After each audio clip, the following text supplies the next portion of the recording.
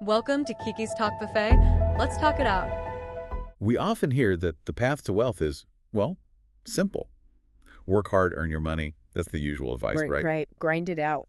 But what if the truly wealthy are playing a different game? What if they actually invent money? That sounds a bit out there at first. Think about Alexander Graham Bell, though. He didn't just try to improve existing message delivery. He saw something entirely new. The telephone, yeah. A completely new connection. And when Western Union basically laughed at his $100,000 price, They called it ridiculous, didn't they? yeah, he didn't just pack it in. He pushed forward and, well, created a massive industry. That Bell story is actually a great starting point for what we're digging into today. It's lesson 5 from Rich Dad, Poor Dad, The Rich Invent Money. Okay, so inventing money, not literally printing it in the basement, I assume. No, definitely not about counterfeiting. It's really about a specific mindset and a certain set of skills. It's about seeing and creating financial opportunities where most people just see, well, nothing, or roadblocks. That makes sense. Because I think everyone has those flashes of insight, those what-if moments. We all have potential gifts, Sure, everyone does. but it's often self-doubt that just slams the brakes on, right? The source material really hits on this. It's not always about not knowing enough. Mm-hmm. It's often the fear. Yeah, fear. Or just not believing in your own idea. It takes boldness. The book uses words like guts or chutzpah. Exactly. That kind of courage to actually do something with the idea. It's not always the top students who make it big financially. Right. Real world versus classroom. So the big question is, how do we get from just having potential to actually, acting on it? How do we create those financial opportunities? That's the core of this deep dive then, unpacking what inventing money really looks like. Yes, we want to explore the mindset, the skills involved, and hopefully give you some fresh ways to think about financial possibilities in your own life more creatively. Okay, let's circle back to Bell for a second. He has this amazing invention, the telephone. Demand is clearly growing. The need was there. He goes to Western Union, the giant of communication back then, offers the patent, the company, everything for $100,000. Just think about that number now. For that technology, it seems tiny. And they just dismissed it. Ridiculous. Yeah, and because they couldn't see the potential, couldn't grasp how huge it would be. They basically handed the future to someone else. They really did. That failure to see opened the door for AT&T for this whole multi-billion-dollar industry. It shows how even the big players can miss the boat. Totally. And right after that powerful story, the source throws in this really stark contrast. The downsized worker. Yeah, the news story about the manager who just lost his job. He's there pleading with security, absolutely terrified of losing his home. It's quite a jarring shift. Bell creating his future and this man suddenly finding his world collapsing. It really highlights the difference between proactively making opportunities and just being vulnerable when the economy shifts. That's a key theme, isn't it? Correct. Proactive creation versus reactive vulnerability. Bell built something. The manager's stability was tied completely to his job. Making him vulnerable. Very vulnerable. And the source points to fear again. Fear of the unknown, fear of losing what you have. It can paralyze you, keep you from seeing other options. It really drives home that point about needing more than just school smarts in the real world. Education's important, obviously, but But you need that guts factor, as the source calls it, the courage to make a move, even if you're not 100% sure how it'll turn out. because often we know what we probably should do. Right? Yeah, we often have the knowledge, but the fear of failing, looking stupid, just inertia, Yeah. it holds us back. The source is pretty blunt. Excessive fear and self-doubt suppress your financial genius. And financial genius here isn't just about being good with numbers. It's that mix. What mixes that? Technical knowledge, understanding finance, accounting, plus the courage to act on that knowledge. One without the other isn't enough. Exactly. If fear keeps you on the sidelines, the knowledge doesn't do you much good. I liked how the source handled that question. Why take risks? What was the answer again? Simple. Just to have more options. That's powerful, actually. It reframes risk. It's not about being reckless. It's about expanding your possibilities. So financial intelligence gives you more choices. Precisely.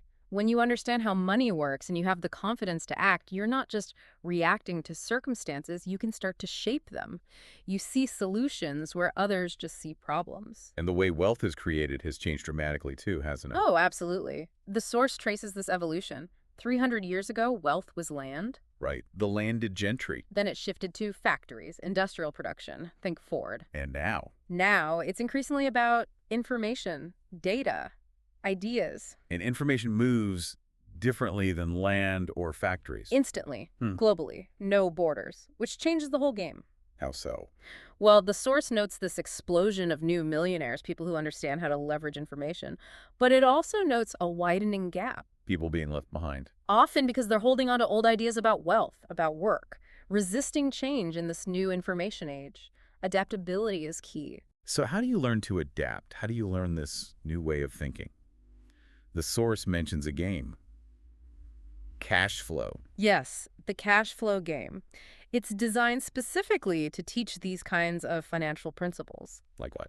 like understanding your income statement, your balance sheet, the difference between assets and liabilities, how to increase cash flow from assets, not just your job. And it uses a game format to do that. Yeah, and the source tells this really interesting story about a woman playing it. She got quite upset. Upset playing a game? Why? She struggled with the numbers, got frustrated, but she also got angry when someone suggested the game might be reflecting her actual financial life. Ouch.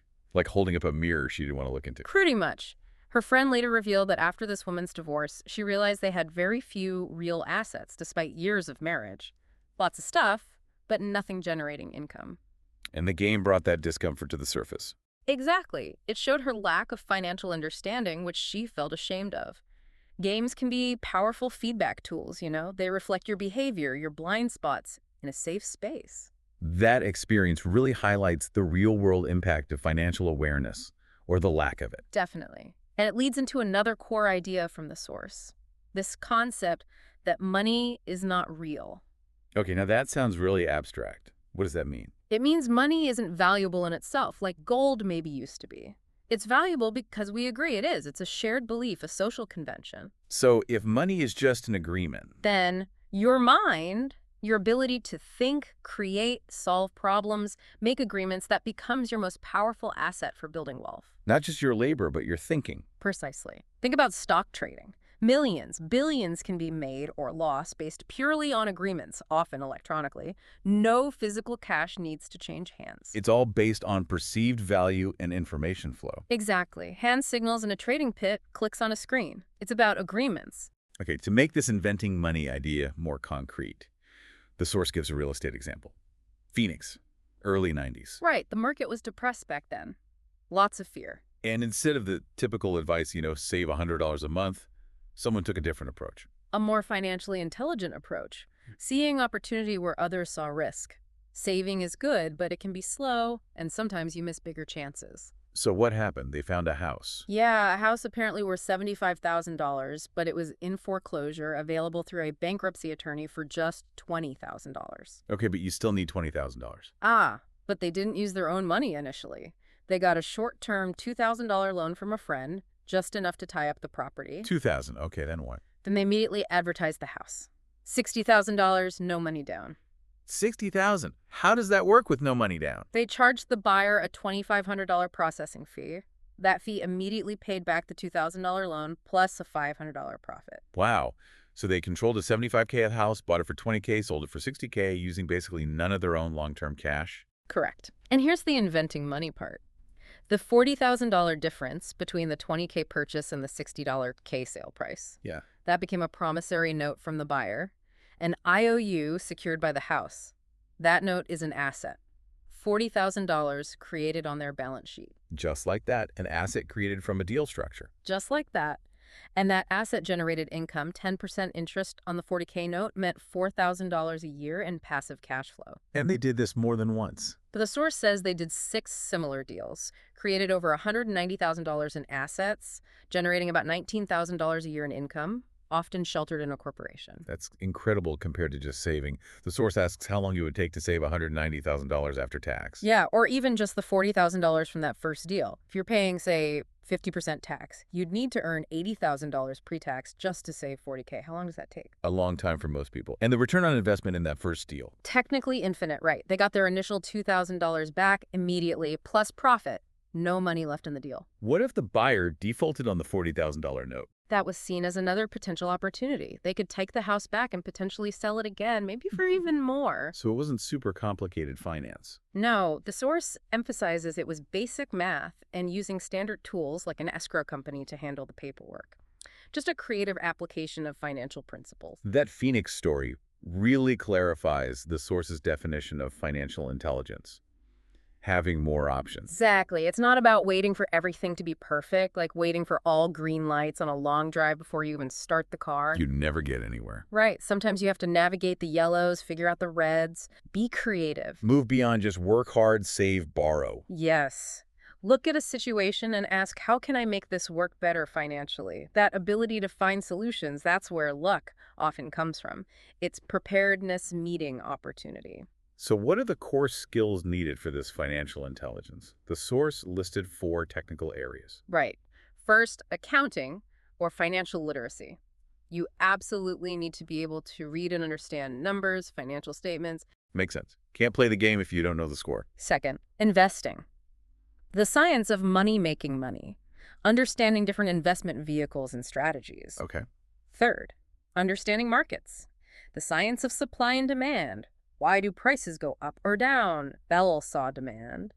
The Phoenix deal leveraged low supply of buyers with cash, but high supply of houses. And fourth? The law. Understanding taxes, corporate structures, regulations. You need to know the rules to play the game effectively and legally. Got it. Accounting, investing, markets, law, the bedrock. And building on that, the source talks about 2 main types of investors. Okay. Type 1 is the most common. The packaged investment buyer. They buy things like mutual funds, stocks through a broker, REITs. It's like buying a computer off the shelf at Best Buy. Convenient, maybe less risky perceived. Generally, yes. Yeah. Then there's type 2. Right. The investment creator. This is the person who assembles the deal. They put the pieces together, like building your own computer from components. The Phoenix deal sounds like type 2. Exactly. Rich Dad encouraged becoming a type 2 investor. That's where the really big wins and, yes, potentially bigger losses if you don't know what you're doing are found. So what skills does that type 2 investor need? Yeah. The source mentioned 3 main ones. Yeah. First, find an opportunity everyone else missed. Seeing value where others see junk. Like buying a rundown house, not for the house, but for the land it sits on. Maybe it can be subdivided. Seeing with your mind. Okay, see what others don't. What second? Raise money. Knowing how to find capital and not just relying on banks. Learning how to buy things without needing a traditional mortgage is priceless. It overcomes that huge obstacle. I don't have the money. Like getting that $2,000 loan, or the example of tying up an apartment building and finding someone else to put up the deposit. Precisely. Yeah. And the third skill. Let me guess. People. You got it. Organize smart people, knowing how to work with or hire people smarter than you in specific areas. Accountants, lawyers, property managers. Choosing your advisors wisely. Finding deals, funding deals, managing deals with good people makes sense. But again, what about risk? Isn't assembling deals inherently risky? Risk is always there in anything financial. The key isn't avoiding risk, it's managing it. And financial intelligence helps you manage it better. Significantly. What's risky for someone with no knowledge might be a calculated, manageable risk for someone who understands the underlying factors, the market, the legal structures. That's why investing in your financial education is so crucial. It reduces your personal risk. The source also talks long-term, right? Starting small. Yes. Examples like starting with smaller real estate deals, maybe $5,000 or $10,000 down, letting appreciation work, using tax-deferred exchanges to trade up into bigger properties over time, building momentum. And maybe eventually moving into other things. Potentially. It mentions investing in some higher-risk private companies, but again, emphasizes this isn't gambling. If you've done your homework, understand the risks, and have the experience, it's calculated. The goal being passive income and favorable tax treatment. That seems to be a major focus. Building assets that generate income and structuring things smartly from a tax perspective. Even in markets that seem really expensive now. The point is made that bargains can still be found, but you need the financial training to see them. They aren't obvious. Like the source says, great opportunities are not seen with your eyes, they are seen with your mind. Which brings us back to learning Mm-hmm. and not being afraid to mess up. Absolutely critical. The source contrasts how schools often punish mistakes versus how we learn in real life. Think about learning to walk or ride a bike. You fall down a lot. Exactly. You make mistakes, you adjust, you learn. Failure is part of the process. Mhm. But the fear of losing, the fear of making mistakes, that's what stops most people from even trying to get wealthy. Winners aren't afraid of losing. Losers are. That's a powerful line. It is. Failure is just feedback on the path to success. It's like learning tennis. You got to swing hard, miss some shots, learn from them, correct, and keep playing. So, wrapping this up, the core idea of the rich invent money isn't some magic trick.